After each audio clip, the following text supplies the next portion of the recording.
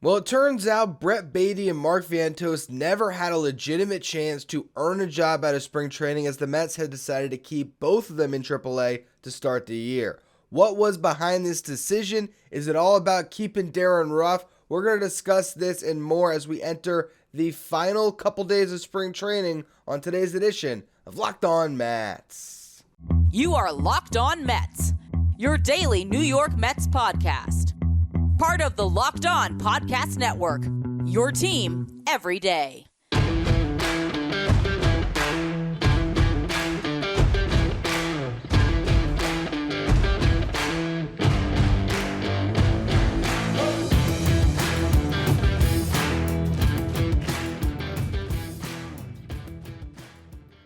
Hello to all you amazing Mets fans. You're watching Locked On Mets, part of the Locked On Podcast Network, your team every day. I'm your host, Ryan Finkelstein. If you want to find any of my work, follow me on Twitter at FinkelsteinRyan. You can also find some of my writing at justbaseball.com, where I work as the managing editor. Now, I'm bringing you Monday's episode of Locked On Mets a little bit early because last night the Mets made a decision that I was not fond of and I know the fan base was not fond of. So here I am on a Sunday morning talking a little Mets baseball because this was a decision that the Mets came to that, seems to be based strictly on keeping veterans with major league contracts and not based on who performed the best in spring training. And I'm not sitting here saying that we should completely judge everything based on spring numbers. I'm not saying that because Tommy Pham has not hit in spring, the Mets should cut him. I'm not saying that because Darin Ruf hasn't hit in spring, the Mets should cut him. What I am saying is those two guys are on the Mets roster because of a trade you like to have back in the acquisition of Ruf last deadline, and a signing that didn't make sense at the time that still doesn't quite make sense in bringing in Tommy Pham. And I'm not, again, focusing on the spring. It's the fact that Tommy Pham hasn't been a good baseball player the last couple of years. It's the fact that Darin Ruf looked terrible in a Mets uniform, looked like a guy when he faced the media who just was a shell of himself, someone who looked so uncomfortable that it doesn't feel like he's going to be able to thrive in New York. And then you add on wrist arthritis and the fact that he didn't look good in spring. It's the combination of all of it that puts you in a position where I feel like the Mets are carrying two roster spots on guys that would be lucky to come up and play to the back of their baseball cards. They even put up, a 700 OPS this season. I don't know how good either of them is going to be. Meanwhile, Brett Baty should be the starting opening day third baseman. That's how good he performed. That's how good he looks at third base. I think outside of defensive first guys like a Louis Guillorme or maybe to a certain extent a Danny Mendick, although I haven't watched him play third much. I just know he's got the shortstop pedigree in his background. Outside of those guys that are on the roster for their defense, I don't think there's a better third baseman on this roster than Brett Baty defensively. And he brings you so much more upside with the bat. Eduardo Escobar, he's having a bad spring. I'm not mad about the spring. I'm mad about the fact that last season he hit to a sub 700 OPS against right-handed pitching. He was great against lefties. He should be part of a platoon, but not very good as your everyday third baseman, and they're rolling it back again. We can discuss service time manipulation and all that stuff, and we'll get to that part of it. But ultimately, what I think this comes down to is the New York Mets didn't want to give up any of their MLB guys. They did not want to just cut Darin Ruf, let him sign with another team, and forfeit some of their depth. Now, maybe the Mets are proof correct here. Maybe 3 weeks into the season, a Darin Ruf, a Daniel Vogelback, a Pete Alonso, one of those guys goes down, and Ruf, again, either if he goes down, well then, okay, now you park him on your IL, and now you can bring one of the kids up. If one of those other guys goes down, maybe you need someone with Ruf's experience, the ability to play first base, and maybe it makes some sense. But I really don't think that the Mets would have been in a position where the loss of Darin Ruf was going to come back and haunt them. I don't think so. The one thing that could have also played into the decision a little bit is the fact that Rhys Hoskins tore his ACL. And so he's out likely for the year for the Phillies. They are in a position where they maybe need some help at first base. Did the Mets get a little bit of gun shy about the idea of cutting Ruf and just allowing him to sign with the Phillies? where he could maybe play a role in the same place that he started his career. I don't know if that really is something that ultimately makes the decision for them, but it could be just another factor where they didn't feel like they wanted to just give up Darin Ruf. So because of that, they decide, all right, well, we don't really want to give him up anyway. We want to hold on to him. We want to keep all of our depth. They're trying to make it through a 162-game season. So now we got two guys who are great options the first couple injuries we have, which in some respects makes sense. The problem is you have a worse team to start the season than you could have, and this is a division where you can't be buying time at the start of the season. You can't just be like, all right, we're going to put our B- team out there and know that the A+ team is sitting in Syracuse, but we'll get to that at some point throughout a 162 because, it's going to happen. We know there's going to be injuries, so we'll wait and we'll be patient. Meanwhile, the Braves get off to a great start and suddenly you're behind the 8 ball a little bit. That's the thing I worry about here. You see the Cardinals, they're calling up a top prospect that has less experience than Brett Baty in the minor leagues, and that's Jordan Walker. So, why can a team like that do this and the Mets still think that these guys have objective points they have to hit? There's still more they have to do. Billy Epler was trying to spin this, and I wasn't buying anything he was selling, to be honest with you. I don't think that this has anything to do with, strictly development. I think a lot comes into it. I think service time comes into it. I think more importantly, though, it's let's keep all of our guys on this roster, which I'd rather him say that. I'd rather him stand in front of a microphone, have courage in your convictions as someone who traded for Darin Ruf, and say, listen, we want to keep the best possible, strongest possible 40-man roster here. Brett Baty and Mark Vientos had options. Other guys on our 40-man roster who need to be on our active roster did not have those options, and we were not comfortable letting go of those players with MLB experience that we believe in at this time. You say that, and as much as I hate your rationale, at least I respect that you owned it. To tell me that Brett Baty or Mark Vientos needs more seasoning in AAA to serve roles that they're clearly capable to serve right now is a disservice to our intelligence in a certain respect. And I'm just not buying it. I want to get into that aspect of this a little more in just a minute. First, though, today's episode is brought to you by Ultimate Baseball GM. I'll tell you guys, I've dreamed always of being an MLB GM. Part of why I do this show, that I like to be Billy Epler. I just instead talk about what he does instead. And now I have an opportunity, though, to build a roster myself, to make the decisions, to say, hey, Darin Ruf, get out of here. I can make that call on Ultimate Baseball GM, and you can too.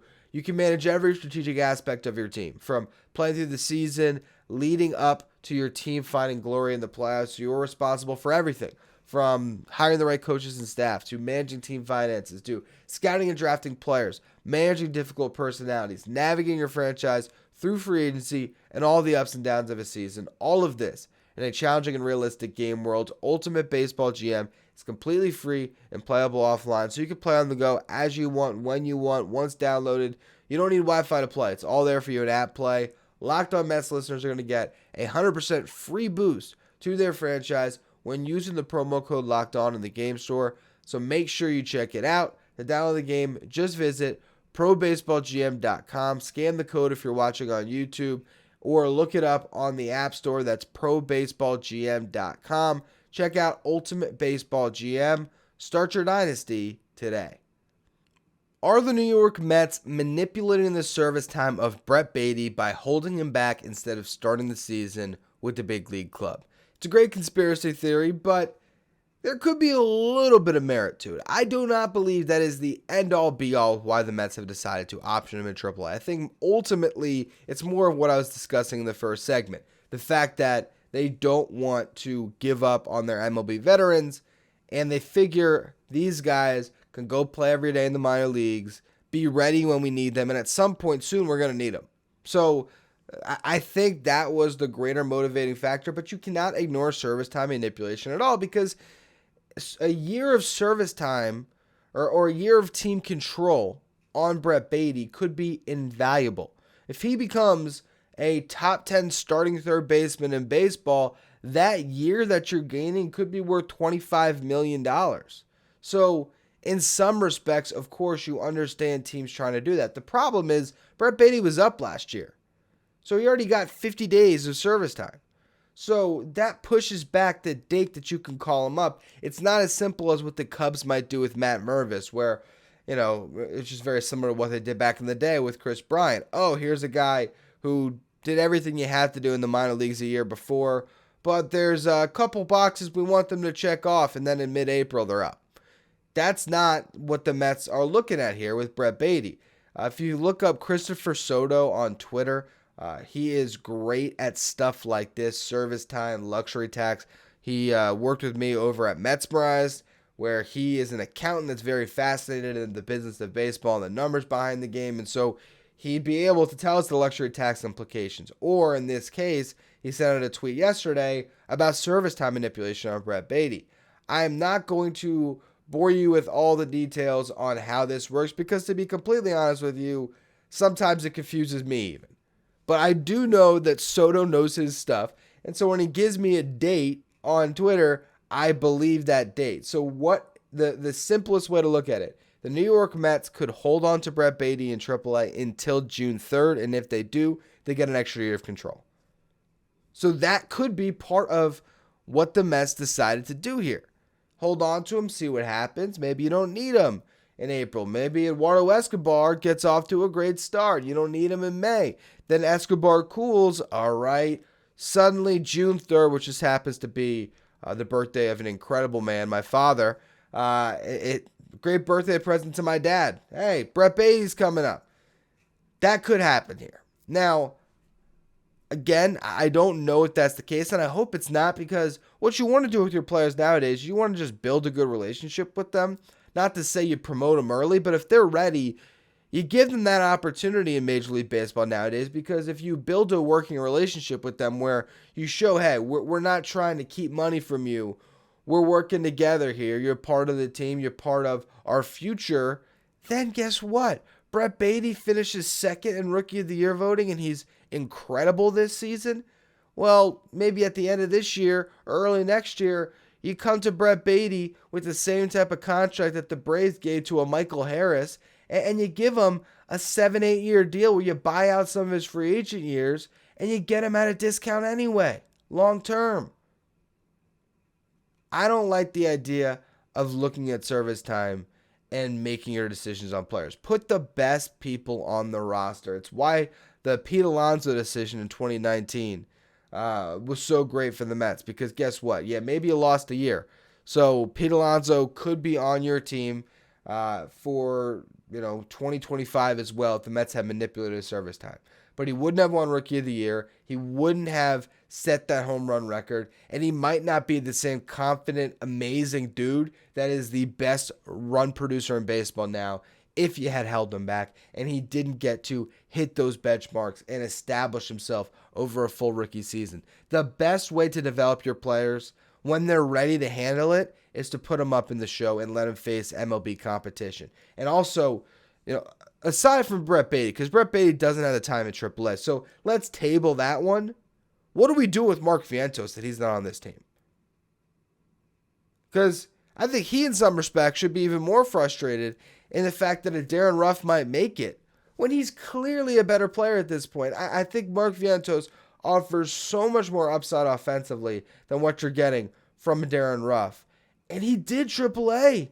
Like, imagine having to go into that meeting knowing that you're ready to face MLB pitching, knowing that you've worked your ass off all offseason to be a passable defender and to continue to improve on all the benchmarks you've set as an offensive player. And you did the entire season last year in Syracuse and finished the year with the big league club, had a good spring, and now they're looking at you and saying there's more development points to hit. Like, yes, could Mark Vientos be a better defender? Absolutely. Is he ever going to be a passable third baseman in the big leagues? Probably not. Is he already a passable first baseman? Yes. That's his future position. It's first base DH, and there's every opportunity, with Daniel Vogelbach being the only option on this roster, that Mark Vientos becomes the best DH on this team, by the end of the season if you give the opportunity, or at least the best lefty masher not named a Pete Alonso. So when he's sitting there ready to go and you tell him there's more development points to hit, I do not buy that. I think it's more about keeping your veterans. And again, if Billy Epler had stood up in front of the media and said, listen, I made the trade for Darin Ruf last year because he has a track record against left-handed pitching. You're not seeing everything we're seeing on the backfields. We think he can contribute to this team. We're not ready to forfeit his roster spot or any of our MLB veterans. So the kids have to wait a little bit. You said that. As much as I don't like the decision, I can respect it. They tell me there's development points. While, someone like Baty, there's at least an argument for that because he hasn't spent the time in AAA. Mark Vientos had a whole season in AAA. So on his side of things, I'm not buying it. Regardless, though, the Mets have made their decision. We got to live with it now. You got to support the Mets team that's in front of you. And luckily, the roster that they have was still a top 5 lineup last year. So you roll it back. You run it back. And you ignore the fact that they spent the last 2 months of the season searching for answers against left-handed pitching. Cycling in so many people that Francisco Alvarez ended up on a playoff roster. But we'll ignore that. And pretend it's not an issue. And you run back Darin Ruf again. It is what it is. Next here, last little bit of note from spring training. Did Tyler McGill lose a chance to be part of this opening day roster or to be the 5th starter by his last performance in spring? We're going to discuss that in just a minute. First, though, today's episode is brought to you by Built Bar. The Built March Madness bracket is here. We know you have a favorite bar or puff. Now it's your time to make it count. Go to BuiltMarchMadness.com to vote for your favorites. And when you vote for your favorite bar or puff, you will be entered in to a drawing where 50 lucky Locked On listeners will get a free box of Built. And not only that, there's going to be one special Locked On fan who's going to win a 12-month subscription to Built to have Built's best bars and puffs delivered to you monthly straight to your door. You got to try Built. It's the best protein bar ever. They're so amazing, you don't even realize how good they are for you. What makes them so great is that they come covered in 100% real chocolate. They're high in protein, but they're low in sugar and low in fat. That's right, you get real chocolate, an incredible treat that tastes like a candy bar, but it's a deliciously healthy protein bar. Run to BuiltMarchMadness.com right now to vote for your favorite bar or puff. Pick up a box while you're there. You can vote every day in March. So hop in and support your pick. Did Tyler McGill pitch himself out of the rotation and potentially off the roster on Saturday? It wasn't a good outing for McGill. He walked 5 in 5 innings, and Buck Showalter commended him for looking bad early and looking like he wouldn't make it out of 2 and ultimately getting up to 90 pitches and everything else. And that's all fine and good, but in his last 2 outings, he's walked 5 batters apiece. Meanwhile, David Peterson finished the spring with a spotless resume. Now, he made his last outing in a minor league game, but in his starts that we got to see, he allowed 1 hit, didn't allow a run. I mean, if he's not the starter, come the second game of the season, because the Mets are going to roll out a rotation where they go Max Scherzer to Peterson or McGill is what they've been saying. Then it's going to be Verlander, Senga, and Carlos Carrasco. Now, the reason why they're setting up the rotation this way is, for one, it lines up Justin Verlander for the home opener. 2, this gives Kodai Senga some extra rest days at the start of the season and allows them to really manage him and get him to a point where maybe he only has to start 1 time a week, which would be good for him considering how they manage things in the MPB, his limited experience obviously coming over. It's smart to be conservative on Senga, and by putting that second spot in the rotation as a Peterson, you allow the opportunity to do that, and again to line up Verlander for the home opener if he's not going to start opening day. Probably even better for him, right? Put him in front of all those Mets fans. It's going to be a packed house, of course. Everyone's going to be thrilled to see him. So totally cool how they're lining it up, as long as David Peterson is the 2 starter. If they decide to put McGill in the 2 and put Peterson in the bullpen, I'm going to be so frustrated with the decision-making that's going on in this front office. I won't get it, and I'll fail to even try to, because David Peterson had obviously the healthier season last year, but the far better one.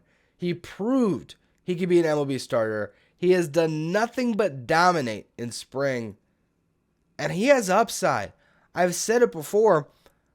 If David Peterson's starting a playoff game at the end of this year, I am confident in him. I think that, he has the chance to earn the confidence of not only, his team, but the fan base, where people are going to be excited for David Peterson to take the hill in October. He's got better strikeout stuff than Tyler McGill, even though their reputations are probably the opposite.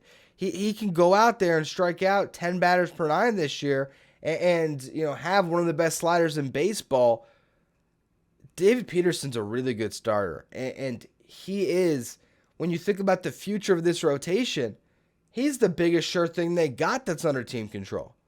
So to continue to kind of stunt his development into becoming an MLB pitcher, to force feed Tyler McGill, it wouldn't make sense to me. And honestly, I don't even think he should make the roster. I think Tyler McGill, as the 6th starter on the depth chart, should be in AAA Syracuse, continuing to work on all that stuff. He's got a new slider. I've thought there was a curveball in the mix, but maybe it's just an adjustment to that slider. But he said that was why he was walking batters early, because he kind of lost the pitch. Well, you got something to work on.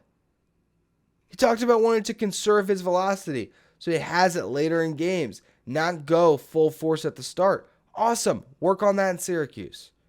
It wouldn't make sense to me for McGill to be a long man, and it certainly doesn't make sense for me for him to be in the starting rotation. He has plenty of options.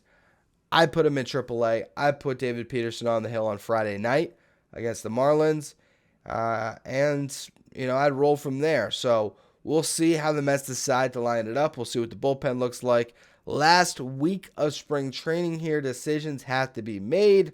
Opening day on Thursday. Mets baseball is back, and that is something I think all of us are thrilled about. As always, thank you for listening. Make sure you follow, rate, and review wherever you get your podcast. Make sure you follow me on Twitter, @Finkelstein Ryan. Follow the show, @LockedOnMets. Thank you for making Locked On Mets your first listen every day. Now for your second listen, check out Locked On Fantasy Baseball. If you haven't drafted yet, this is where you want to go to have all of the strategy needed to win that draft, to win your league this year and throughout the season. They're going to keep you updated with all the waiver wire pickups and different players to keep an eye on. Locked On Fantasy Baseball is where you should go. You can find it wherever you get your podcast or on YouTube, part of the Locked On Podcast Network, your team every day.